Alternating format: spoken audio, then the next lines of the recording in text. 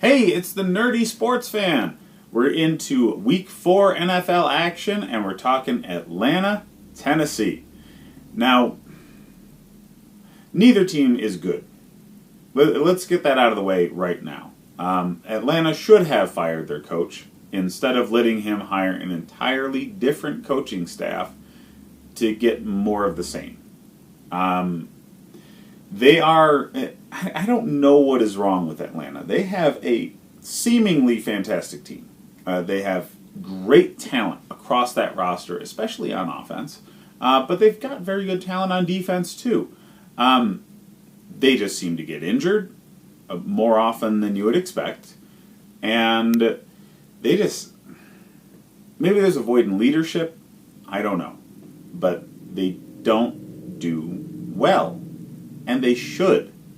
They've got a top quarterback. They've got 2 top wide receivers. They've always had a very good running game as long as this group has been together. And with the defensive staff that they had, it was only bad last year because they were all injured, and then, they were coming back from injury, so you expected them to do better. They addressed the offensive line to really plug all those holes and fix that aspect of the team, and just none of it seemed to have worked. So, they're still exciting to watch. They still put up points, but it's not translating to the kind of dominance that it should. Tennessee, on the other hand, overachieves. You look at the roster, especially starting with the quarterback, you don't necessarily see them dominating. But with what they do with their offensive line and running game, and what they do with their defense, they come in and punch people in the damn mouth. It's seeing them play up against teams like Jacksonville that are very similarly built. It just looks like a slugfest. So I love watching football like that, by the way. I love watching the physical, just beating the heck out of each other kind of game that I used to love watching back in the 90s when I fell in love with football. So watching tough teams is always fun for me, but it doesn't win as consistently as it used to.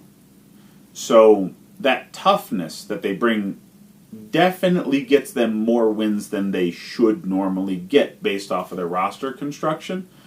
Again, this is mostly quarterback we're talking about, but it's going to win you games. Okay, when you come across a team that's soft, you're going to have an edge on them, even if they're more talented, just through effort.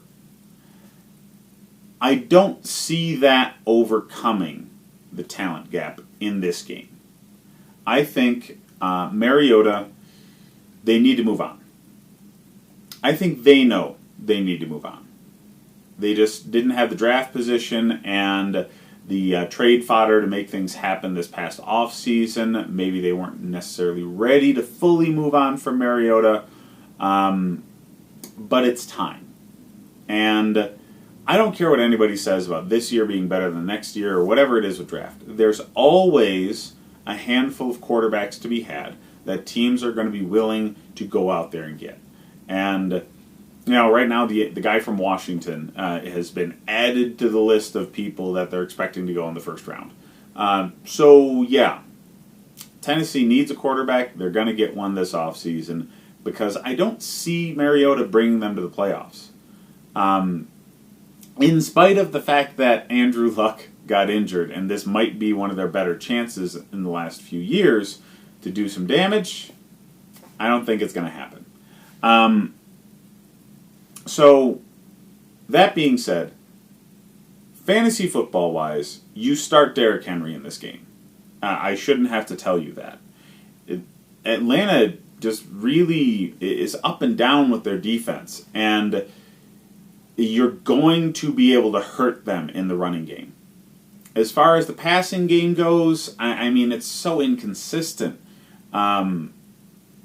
Humphreys seems to be carving out a notch for himself in this offense, so I maybe put him at a wide receiver 3 at best, but Corey Davis,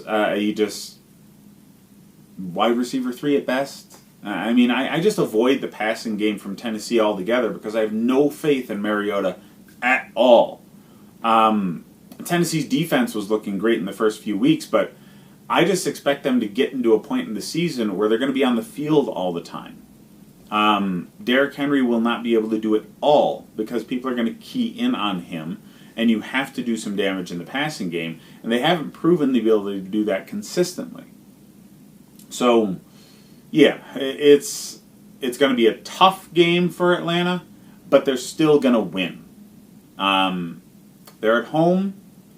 Everybody loves home cooking. They've had some games where they maybe should have won but didn't, and that hurts early in the season, and it could be a launch pad to get them to actually winning some of these games that they're supposed to. The veteran leadership needs to step up. Julio, Matt Ryan, these guys need to grab their teammates by the damn jersey, get in their face, and get them energized. When an offensive lineman makes a bad block, let them know.